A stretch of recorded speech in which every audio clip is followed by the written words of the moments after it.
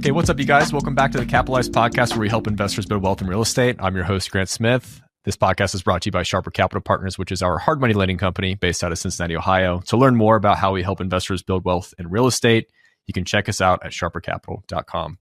All right, on today's episode, we're welcoming back Slocomb Reed. Slocomb's a good friend of mine. I'd argue he's probably the best resource for early stage real estate investors here in Cincinnati. He hosts a meetup on the last Tuesday of every month. I've been going to that meetup pretty much every month for the last 2 years. Highly recommend it. If you're in town, definitely come check that out.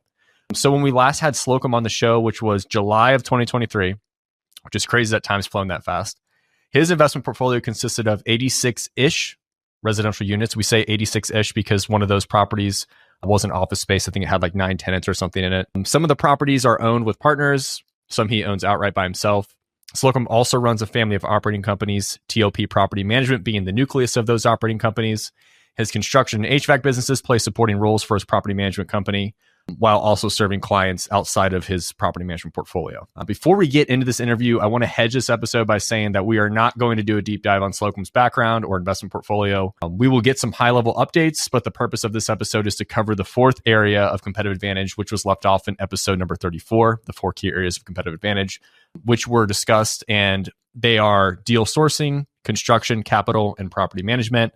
If you need a refresher, again, go revisit episode number 34. And if you want to listen more on Slocomb's background, episode 29 is a great place to check that out. So without further ado, in that long intro, Slocomb, welcome back to the Capitalized Podcast. Great to be here. Thanks, Grant. Well, terrific. So before we get into the specifics of property management itself, let's just get some real quick updates on your business. First and foremost, how many units are you managing right now in your property management company? Managing is right around 360. Depending on how you count. We're recording in November 2024. I have a stack of properties we take over management December 1st. So it'll be north of 360 here soon. Very cool. What does your team look like to facilitate the servicing of that portfolio? Yeah, so we just added a bunch of people. This month, actually, I've had 4 onboarding processes kick off. I would say that if I can combine property management and renovations, or construction management, maintenance, HVAC, because there's a lot of interplay there, then the heartbeat of the company is really the virtual assistants in the Philippines. I have 8 full-time VAs in the Philippines.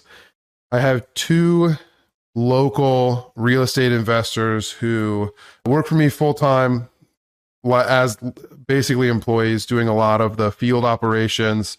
So apartment showings, move-out inspections, some errands, scoping out properties to acquire, scoping out properties for prospective management clients.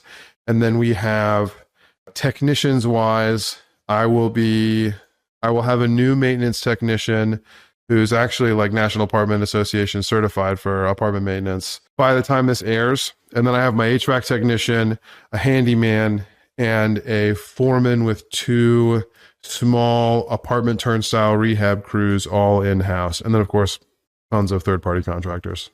Got you. So if you had to bundle it up to one number in terms of how many people you'd say between those companies, like what's the rough number there? I separate between technicians and non-technicians. Okay. So technicians are contractors, whether they're an employee or not.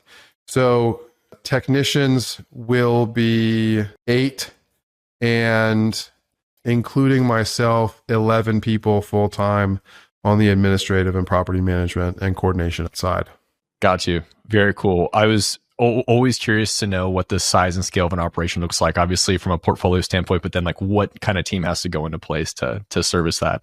Any recent technology upgrades that you have had to make since kind of scaling to this size portfolio? I don't know if you just saw me roll my eyes. The listeners didn't hear it, so I'm going to say it out loud.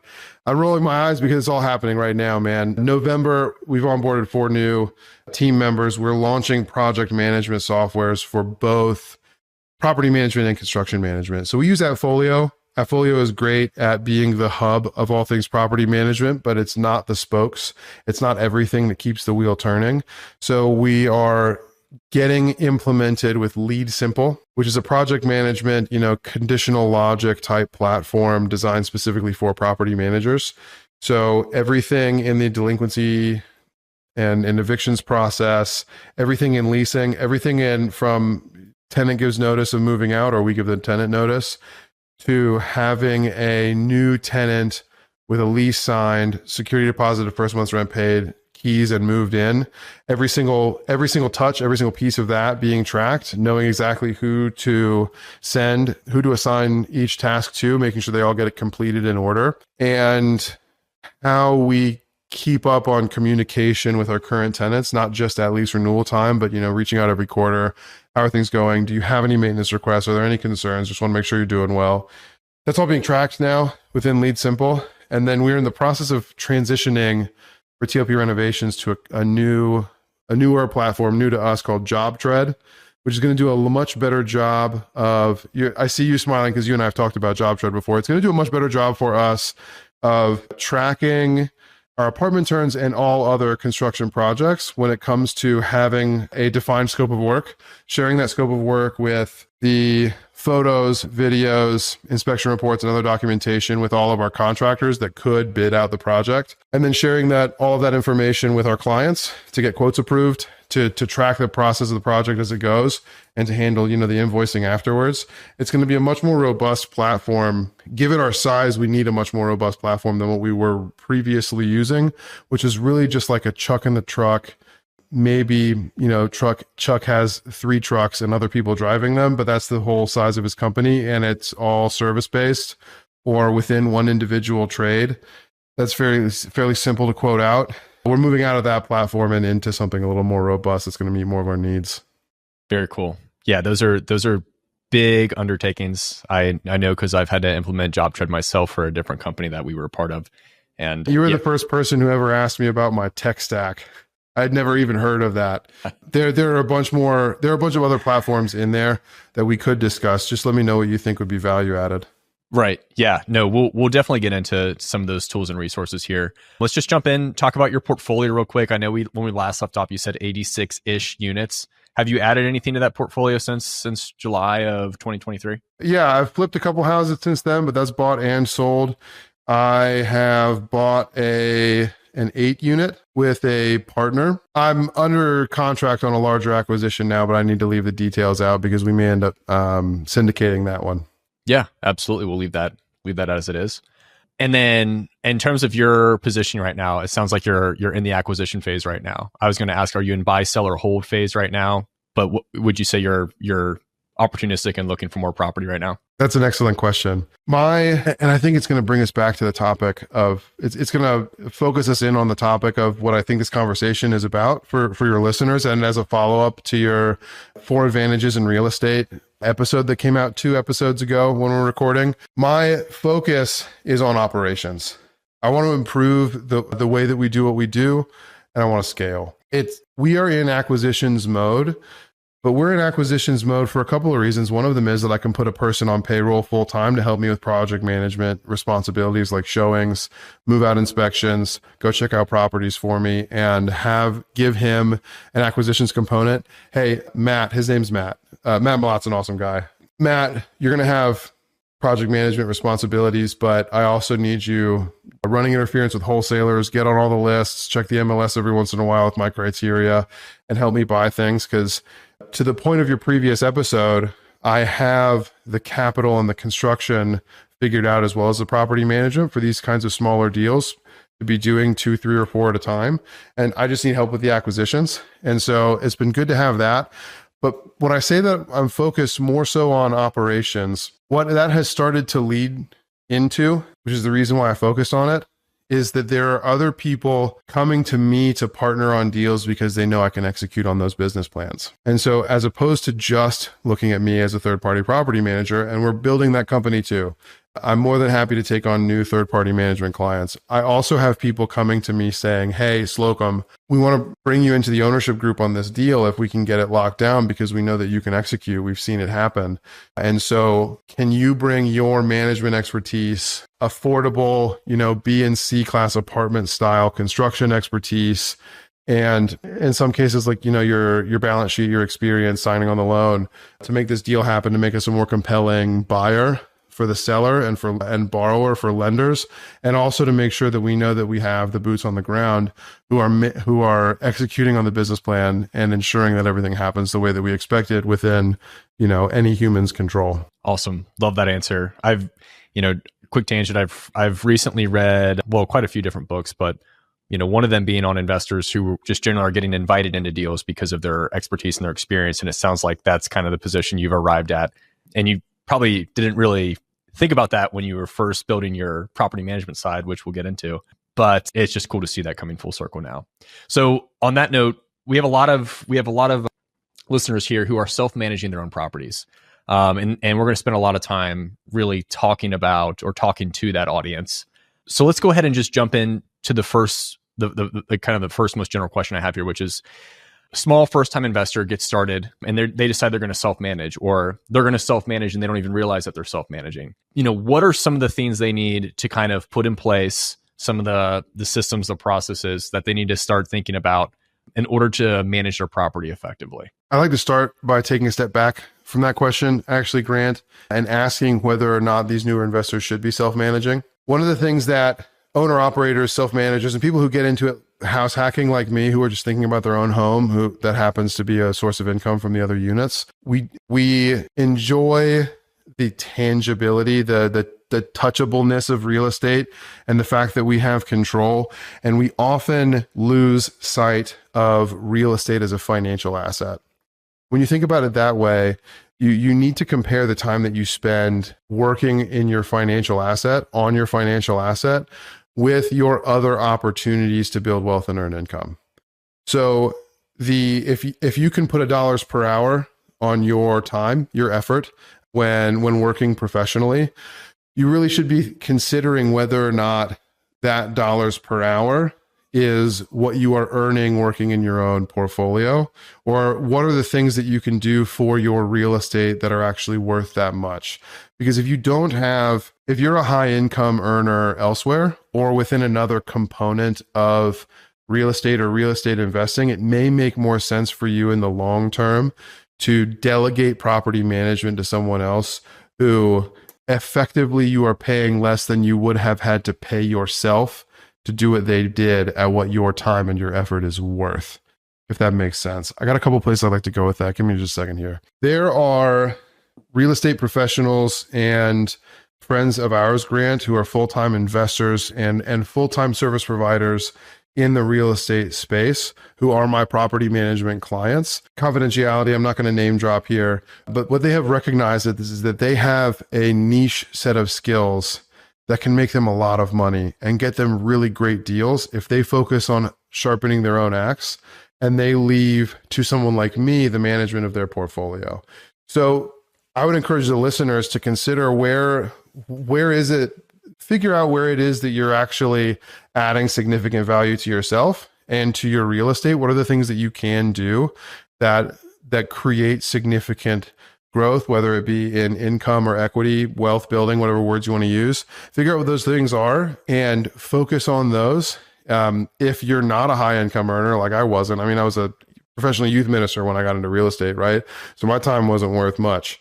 Then it may make sense to focus on operations, because those are things that it would cost you more to delegate than it is for your time, especially, the house hack, you live there, they're right next door. You have the emotional fortitude to handle sharing a wall with your tenants and them knowing that you're the landlord. That might be a good idea. So I'd start there when it comes to making the decision about whether or not you should self-manage. Last point on that is that when you're looking at the long term, especially for buy and hold investors, the vast majority of the wealth that you build in real estate comes from simply owning assets that appreciate with the market. And it's not my efforts as a property manager, and it's not my efforts as an investor with a particular property in a particular location that are going to determine how much it appreciates, as much as the market factors surrounding that location, the neighborhood, what's happening with rents.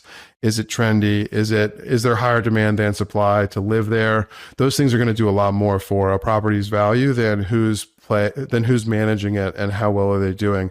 Your property manager is more like a defensive coordinator for the football team than anything else.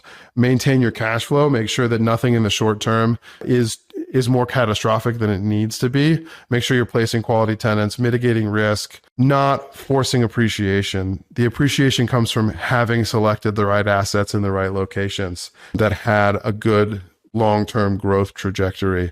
So being a self-managing is not quite as valuable in the long term as some people may think that it is, if the efforts that they're making to manage could be deployed in some other endeavor that's going to make them significant amounts of money or even get them in front of more deals, whether it's because of the money they're making or because of their efforts finding other deals. Got it. So it sounds like the biggest cost really to managing your own properties might in fact be opportunity cost. Yeah. Thank you for taking the last 10 minutes and summarizing it with 6 words, Grant. That's really helpful. I hope your listeners appreciate that. But yeah, absolutely. So opportunity cost is a big part of it for sure. And what I recognized in the spring of 2022, when I was managing around 90 units, was that 70 to 90, I'm not the numbers guy. That's what spreadsheets and, bookkeepers and assistants are for when it comes to precision 2 years ago. What I realized was that I wanted to self-manage, but also that I had my USP, my unique sales proposition or skill set was in the operation of assets, but the operation of my assets wasn't going to make me much money. So I was looking to start managing for others to turn this skill set that wasn't going to be highly profitable for me on my own assets into an asset in and of itself by providing the management third party. But the other reason for me, and I am speaking to your listeners, Grant, who have a fourplex or 12 units, or they just bought their first single family rental. I'm talking to you guys right now. I recognized from very early on that operational scale comes with the ability to delegate, to bring new talent, have the revenue required to justify the expense of expensive but highly powerful tech software platforms, things like that. I wanted to have contractors, maintenance technicians, rehabbers who work for me full time so that I knew and could decide during business hours where they were going, when they were going, and what they were doing every single day. And I knew that the work most valuable to me and the management portfolio and my assets was getting done.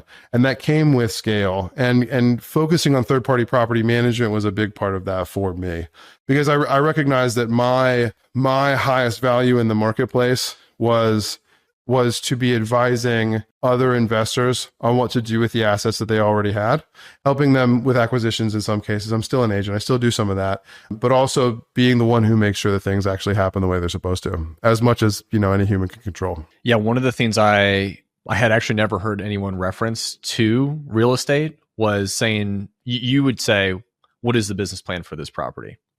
And I've never heard anyone talk about it like that. And maybe that's just my lack of industry knowledge on people talking about these types of deals, but you really do approach every property like it's its own business. And I have always admired that level of focus. And I think in large part, it's one of the things that I've taken away from you and things that I've implemented in every property that I've looked at or invested in is saying, hey, what's the business plan for this? How much we're going to put into it? What's the level of difficulty? What are the risks? I do now that we're getting into this conversation, right? It's kind of taken a turn, and I'm not trying to create a sales pitch for TLP management. That's not why I'm here.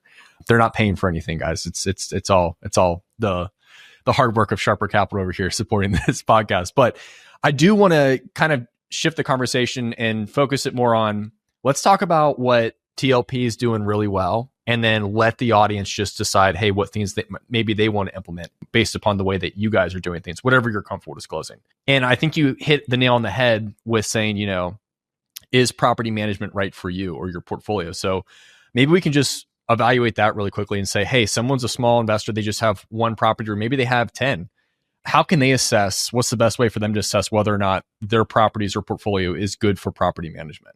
Awesome question. I got a couple answers. The first one is that we've gotten to the point where my time professionally is almost always best spent in my office. I have other people, boots on the ground, doing the vast majority of the day to day. That puts me in a position to be, in the tower, seeing the whole picture, contemplating bigger picture changes, shifts in the market, what's really happening here, doing analysis. So instead of being the one taking the calls and showing the apartments, I'm the one looking at the spreadsheet where we track all of that data and try and figuring out what the trends are. and where is it that we need to adapt our plan or recognize a market shift. So I'd say that's really the biggest cause of growth right now, is that we've gotten to the point where I, as a business leader, and really fits into my personality much better to be the one taking time to think about the big picture projects, sit in them, not have to have an answer right now, but when I figure things out, we can tweak the machine, shift course a little bit, and get much better results for our clients and for ourselves. Remind me the question when it comes to self-managers with 1 to 10 units.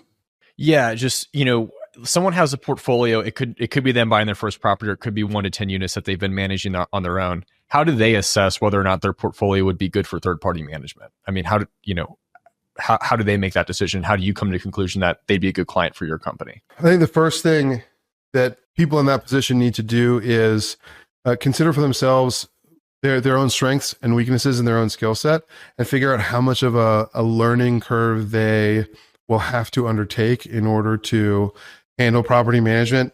Books are going to be the best way to figure out things about property management, or Facebook groups, really getting in front of other people who are doing it. I would say, no, I'll leave that one alone. But that's the first thing you should consider is how steep is your learning curve, and how much of that learning curve, what is the opportunity cost of spending that time learning how to be good at property management? I'm sure you have listeners who will never want to give up control of their real estate to someone else. Great.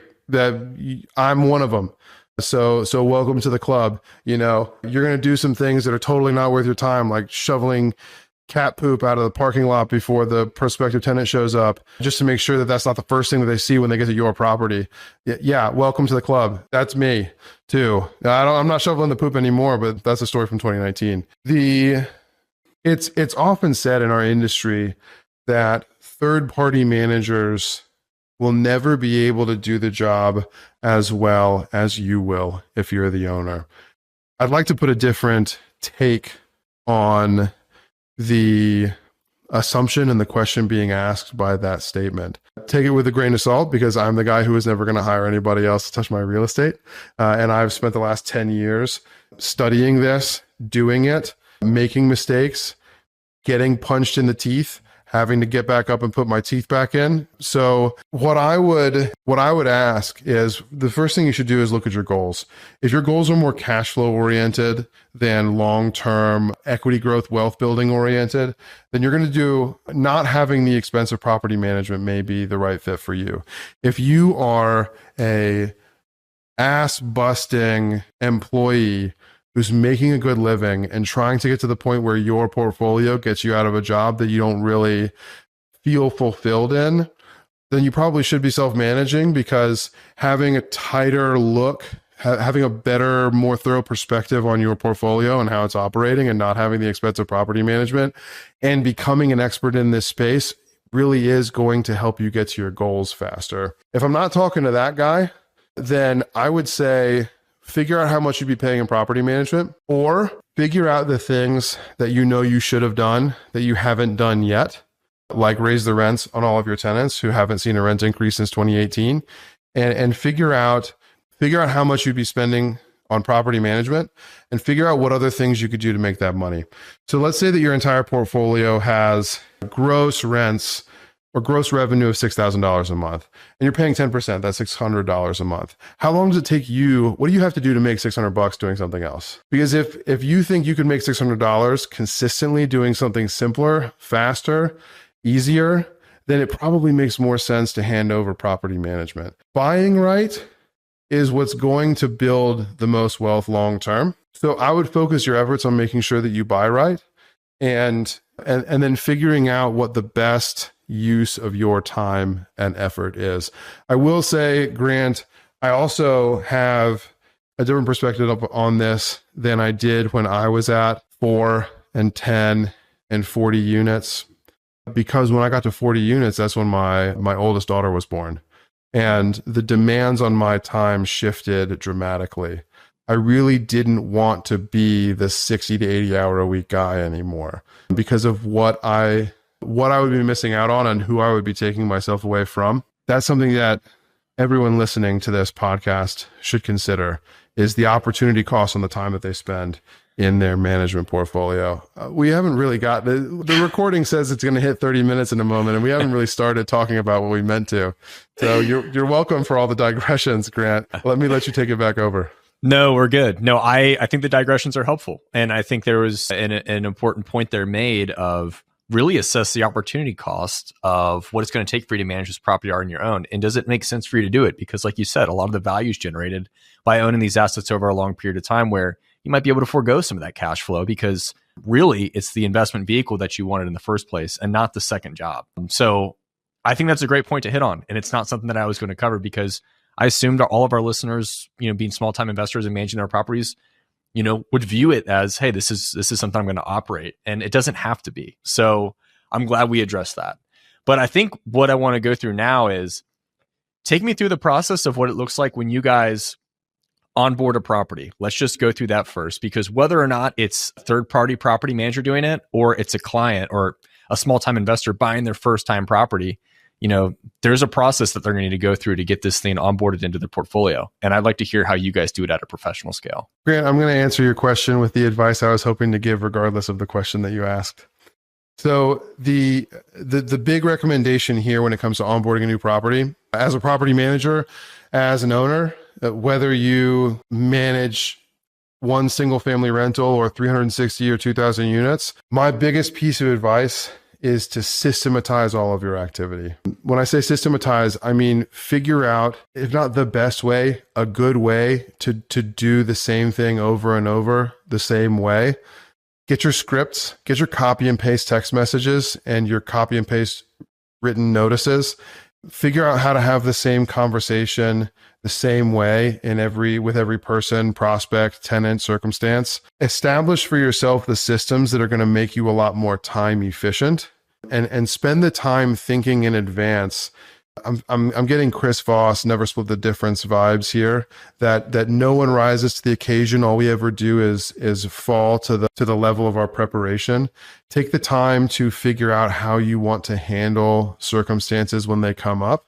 Get it written down, document it. As you scale, it's going to be a hell of a lot easier to delegate to somebody else if you have it documented and written down. Pro tip there for sure.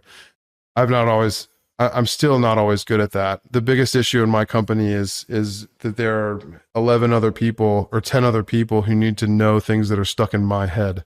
So I need to be better at that too. Focus on systematizing everything that you do. Also, when you recognize that while this is the first time you've had to file for eviction, or it's the first time that you feel like a tenant has stolen from you, there are people that you can reach out to, learn from. I'm one of them. I still take those calls. I took one of those calls earlier this week from a mutual buddy of ours who self-manages, and that's great. And I was happy to just help him. I wasn't trying to gain a client or anything. But for those of us who've been knocked down in the ring several times and figured out the best way to get back up and keep fighting, learn from us how to systematize those emotionally heavy interactions so that you recognize that you're executing on a business plan, and you think about it more in that regard than you think about it in terms of the way that you feel about the way the tenant treated your property or treated you when they didn't pay rent, the rent that they agreed to pay in exchange for the service that you're providing and the home that you've given them to live in. The biggest piece of advice here, you talked about when onboarding a property. The reason this actually is an answer to your question, Grant, is that my recommendation is figure out your systems first. And then as you're onboarding the property, figure out how to get it into your systems as quickly as possible. So we have a very simple spreadsheet. We call it the property info sheet. And every property is a row, and every column is a frequently asked question or something that we're going to need to address later. So, end of November, one of those columns is, do we need to clean gutters in the fall? It just says gutters because, you only have so much width in a column on a spreadsheet. But I want a yes or no when I onboard the property. Am I going to need to clear out the gutters in the fall when all the leaves come down, so that I just know I'm reaching out to my landscaper and I'm giving him a list of all the properties, go tackle all of them, just get it all knocked out. Another example that's very time relevant now is what kinds of heating systems do the units have and where are they? So we are big proponents of doing the preventative maintenance, especially on heating systems, but also air conditioning. Our spreadsheet shows what kind of heating system it is, which tells us what kind of startup maintenance it should receive. And then also whether it is in a common area or inside the rental unit, meaning that we're going to need access to a tenant's home, which means giving notice, which means that we are going to give whatever due regard we can to their timing, their availability, whether they want to be home or not when we arrive. At the end of the day, I got to schedule my technician. We got 360 units to get through, right? So I'm going to go ahead and get it scheduled, but we want to accommodate everyone as much as we can. It takes more effort to accommodate people whose furnaces are inside their apartment or inside their home than for those where, the buildings where the 2 or 4 or 3 furnaces are all in the basement. You can just go in there and knock it all out and explain to the tenants, hey, you're not going to have heat for like an hour in the middle of the day when it's not that cold out. So focus. I'm going to give the short version this time, Grant. I'm not going to let you do the classic podcast, summarize everything into a few words thing. The advice is figure out your systems and then figure out how you can get each property that you onboard into your systems as quickly as possible. We do it with a spreadsheet where every one of our little systems is a column and every property is a row. And as soon as we're onboarding the property, we get it in there. We get all the questions answered as quickly as we can so we can just get it on autopilot. Got you. That is exactly what I wanted to hear. So once a property is in your portfolio and you go through the process of, maintaining that property, the two things I'm really curious about is how are you mitigating risk and how are you maximizing revenue? Those are I feel like probably the two big things that you spend your time on. So how do you go about doing that once a property has been onboarded into your portfolio? Mitigating risk and maximizing revenue. Preventative maintenance is something I already touched on when it comes to, gutters and furnaces and things like that. Really, the number one answer here is making sure that you're placing the right tenants and making sure that every single tenant in this industry has the capacity to cause a lot of expense, right? Whether it's in rent loss to lease, or it's in damages that they incur and how hard it is to chase after them. We do work with an attorney who has a collections agency and we'll get there eventually, but we're going to end up with like half or less than half of the money that they end up paying that they owe. Placing the right tenants is number one. I will also say that in the interest of efficiency and having systems, I recommend that you figure out what your criteria are. What are the criteria that work? And then don't overthink it. In part because sometimes overthinking it can bring up federal fair housing issues. You don't want you want to be able to demonstrate that you have one set of criteria that every applicant for a housing unit owned by that entity is being judged by the same criteria. That's it. I've seen people with 700 plus credit scores lose their jobs and not be able to afford to pay rent and leave or cause massive damage. I have had people who make too much money show up and then leave very quickly, and they leave the place clean, but they create a vacancy very soon after, 1 year or even less sometimes after they arrive, because the rent amount didn't mean that much to them, and they figured out that they could afford something significantly nicer or just go buy a home instead of renting from you. Our criteria, the most important factors for us are credit score of 600 plus. A lot of people want to say 650. I have to tell you, I have not seen a demonstrable difference in the results in placing tenants at 600 or 650 or 700. When it starts with a 5, you're getting into a higher risk territory. There might be times when that makes sense, again, based on your business plan and based on the amount of vacancy you have and what's going on with the rest of the property. It may make sense to dip down to 550 and up, but that's a conversation you need to have. You need to make sure that you're setting the same standard for everyone who's applying when it comes to credit score. 600 is the real mainstay number for us. Co-signers need to be at 700 plus. No credit is not bad credit. No credit is a lack of an opportunity to build credit, not someone who's made a lot of mistakes in the past. So we require the co-signer, but we don't look at no credit as negative the way that we look at bad credit. Income 3 times the monthly rent. We look at collections. We don't want to see collections higher than 1 month's rent.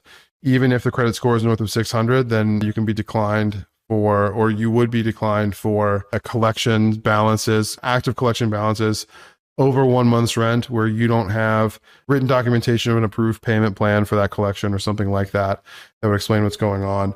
I am also in both Ohio and Kentucky, no firearms unless they qualify, unless the tenant is a concealed carry license holder and the firearms are handguns that qualify for a concealed carry licensee. I've had too many guns accidentally discharge in the apartment and go through walls and ceilings and floors. I'm not dealing with that anymore. No smoking, of course. And then we are pet friendly with pet rent, because if you figure out how much you need to charge for pet rent, not deposit, there's a positive ROI. Your profits, not just your revenue, but your net will go up for accepting pets. Not to mention that it really helps with the desirability of the unit, because you're going to find that in a lot of A and B areas especially, but also C areas, there's a high percentage of highly qualified tenants who want to be able to bring their dogs, cats, whatever. And so you're limiting the prospective tenant pool that's going to be willing to live in your place if you don't accept pets. How do you determine what the pet fee is going to be? Dogs are 5% of the rent amount. Cats are 2%. And as long as it both eats and poops in tank or a cage, we don't charge anything.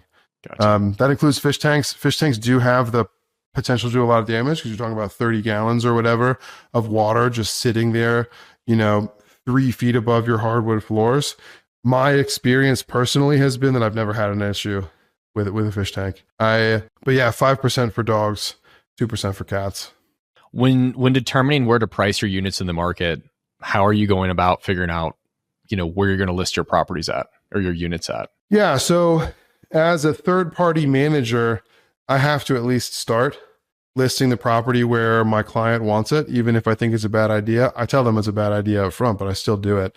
And I tell them just about how long it's going to take me to demonstrate with the data from the leasing activity, how bad of an idea it was. It depends. It depends on what's going on in the market. It depends on what's going on in Greater Cincinnati, but also in the neighborhood with regards to supply and demand factors. If we feel like we can push rents, or if we feel like we need to be catching the falling knife. November of 2024 is a time when, in a lot of really popular parts of town to invest, because of the rent growth and appreciation we've seen over the last 10 years, that rent growth hit the ceiling. And now rental inventory has tripled the normal levels. There are more apartments out there than people who want to live in them, and you have to drop your rents to get the right people and get filled going into the winter. And so that's what we explain to our clients, is that's the situation that they're coming into. There are a few other quirks that can be, there are a few other little things that can be done to attract tenants to your property over others. What I would say with regards to giving advice is, I would not analyze the data any more frequently than weekly when it comes to how many people are reaching out, how many inquiries do you have, how many qualification conversations or showings. Don't analyze it any more than weekly, but also figure out what you want to analyze and have a regular interval in which you look at it, so that you're tracking the data that the market is giving you about the performance of your property. I still say that in most cases, it takes 2 weeks before we really have a hunch about how something is performing. Sometimes it's a lot faster than that. And sometimes it's already leased up by 2 weeks. That's the hope every time, right? But the advice here is, find a way to follow the trends in the neighborhoods where your properties are, and then figure out what data you want to collect about the performance of your listings, so that you can have a week over week, or whatever your time interval is, you can see exactly how it's performing. Ours are inquiries. The big name in leasing in Cincinnati is Zillow. Apartments.com comes in second, though, before everybody else. We're tracking all the inquiries. Everyone who has said, please send me info, and clicked the submit button on whatever platform, we track the number of conversations we're having with prospects When we get to the point of asking them about their qualifications, it counts as a conversation. We track the number of showings booked, completed, and canceled, and then we track applications. And so I can see week over week, we went from 16 inquiries to 4 inquiries, or we went from 8 inquiries to 16 inquiries when we reduced the rent by X dollars. And I can also see when you have, 20 plus listings at a time, you can see that the average across all of those, you take out the outliers, and the average is 12 inquiries. The ones that are getting 8 are underperforming, and the ones that are getting 20 are overperforming. And so that gives you an idea of where you're coming in. When you have 1 unit, 10 units, these are still things that you can track. You don't have access to the same level of data that a 360 unit portfolio does, but I would still recommend having the data that you track. The most important thing in playing defense is absolutely the tenants that you place. When it comes to maximizing revenue, I will say that the property manager is more, like I said, the defensive coordinator than offensive coordinator. I would be mindful in checking the market to see what things that you can do to improve your property that actually raise rents. What are the amenities? What are the cosmetics? What are the other features that are things that are within your control to change, that you can change, that you see are getting higher rents at other places, at other units within your neighborhood, within your area? That's probably the best advice there.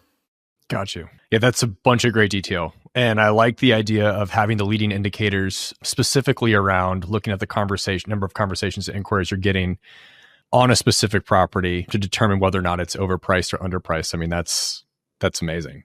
I know we are already past 3. What does time look like for you? I can go 10 more minutes. Okay. Let's go through. I just got 2 more questions I really want to, try to hammer out, and then we'll wrap things up. One of the questions is how do you streamline properties once they're already in your portfolio? I'm talking payment collection, maybe you're making insurance is paid, or, keeping regular tabs on the property. What does that process look like once a property's in the portfolio? Streamline the management of property after it's in the portfolio. The first thing that comes to mind is that scale really helps, because scale does a few things for you. One of them is that scale gives you enough revenue to justify hiring other people to do some of that stuff for you. I have ADHD. It may not seem to the listeners like I took my meds this morning, but I did. And that's for those of you who are watching, I'm standing on a wobble board in my office only because I didn't want to be panting on my desk treadmill while we were speaking. I do a lot of things to try to keep myself focused and get maybe a little exercise. I'm saying all of that because tracking everything, being organized in general, not my jam. I did, however, get the portfolio to a size where I could hire someone who is organized. If you're thinking disc profile of very high C, which is not me, who could make sure that the insurance gets paid, that all the utilities gets paid. I hired her. I'm thinking of her name's Lou Martinez. She's worked for me since early 2021. She's now like bookkeeper, financial administrator, almost like director of finance level within the company, because that's highly organized. That's a highly organized, detail oriented field, which is exactly what I needed. Scale will give you the ability to hire away your weaknesses to someone for whom they are strengths. If you're not there yet and you are wondering how to do this with your 4 family, making sure the insurance is paid, things like that are, just figuring out a routine, getting it on your calendar, however it is that you can get an automated system to remind you of those things is really helpful. I feel like I'm not done answering your question yet. No, I think what I was mostly curious about was like, okay, do you have like a system or a process where you're keeping track of all these things? What does that look like? Is it in AppFolio? Is it somewhere outside? Oh, yeah, absolutely. So as you scale, the system is that someone else tracks it for you, and then they put it in your management software. So I would recommend having a place. AppFolio won't talk to you until you have 50 units. Buildium will. Yardi, Rent Ready. There are plenty of platforms that are free that will offer you some basic bookkeeping or expense tracking and revenue tracking software. I would recommend having something like that. That's important for several factors. One of them is borrowability. Whether you're going to just go get a conventional mortgage and you need to be able to show what kind of income you've gotten from the property, or you're getting a commercial mortgage or private money mortgage, or you're talking to somebody like Sharper Capital Partners and you want to show them that you've been able to generate the revenue required to pay their loans, or that your deals are profitable, You're going to want to have all of your financials tracked in some place like that where you can generate a P&L and show exactly how well your deals have been doing, hopefully well for all of you. That's going to be helpful, not just for keeping tabs on things yourself, but also for your borrowability, or your ability to demonstrate to potential business partners that you've got your stuff together. Yeah, 100%. There's a software platform out there for everybody, whether it's a single family rental and that's your only rental unit, or you've got hundreds of units. Awesome. Well, let's go ahead and start wrapping up here. We have a couple questions we'd like to wrap up with. What would you say your biggest mistake so far has been in your career, and what did you learn from it? The best way to put this. The biggest mistake in my career easily is taking on high volumes of, no, that's not the way I want to put it. I've gotten in trouble every time I didn't begin with the end in mind. And that's one of the reasons I'm so focused on that thing that you brought up, Grant. What is the business plan?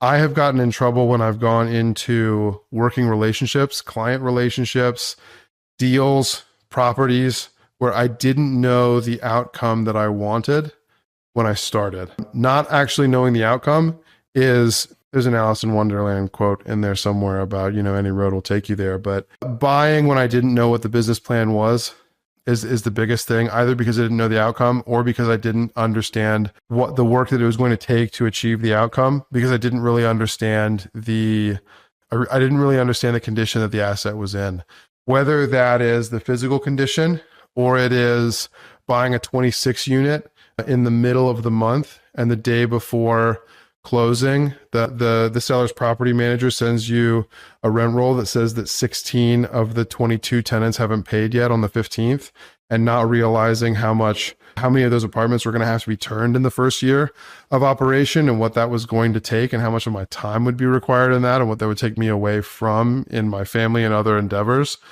Yeah, not fully understanding the deal or the relationship before committing to it. And especially when I didn't actually have the outcome and understand the business plan before diving in. That is very relatable. And we'll definitely be chatting about that here offline. But okay, what are you working on right now?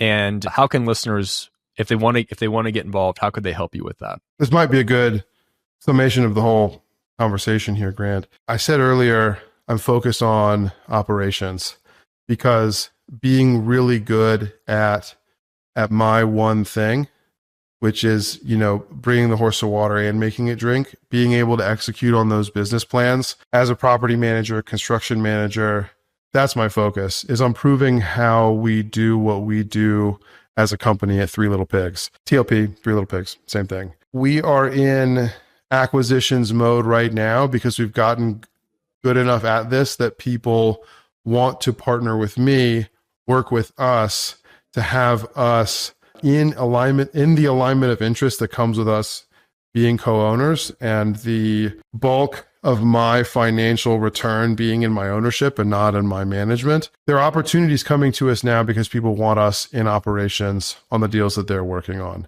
And that is the silver lining to this entire conversation in my story about how hard property management can be, how it might not be worth your time. You may be able to make way more money doing other things and don't even bother with this, is that when you get good enough at it, that